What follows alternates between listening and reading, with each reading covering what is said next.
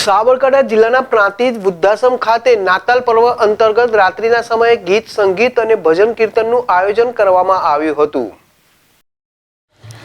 Prantij national highway નજીક માર્કંડેશ્વર મહાદેવના મંદિર સામે આવેલ તીર્થાંગન વિસામો વૃદ્ધાશ્રમમાં નાતાલ પર્વે અંતર્ગત ગીત સંગીત અને મ્યુઝિક પાર્ટી સાથે ભજન કીર્તનના કાર્યક્રમનું આયોજન કરવામાં આવ્યું હતું।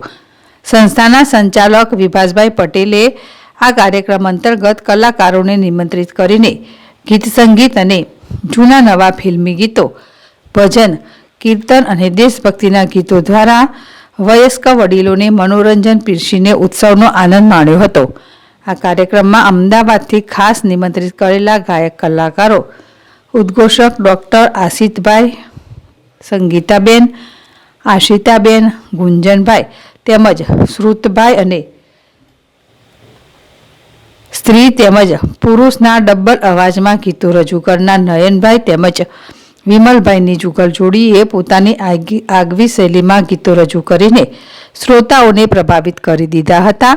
જ્યારે સંસ્થાના સંચાલક વિભાસભાઈ પટેલે નગર મેં જોગી આયાનું શિવ ભજન રજૂ કરીને સૌને મંત્રમુગ્ધ કરી દીધા હતા। જૂના નવા ફિલ્મી ડ્યુએટ ગીતો તેમજ ગુજરાતના સુપ્રસિદ્ધ ગીતકાર અને સંગીતકાર અવિનાશ વ્યાસ, પુરુષોત્તમ ઉપાધ્યાય વગેરેની રચનાઓ રજૂ કરીને કલાકારોએ દર્શકોને જકડી રાખ્યા હતા।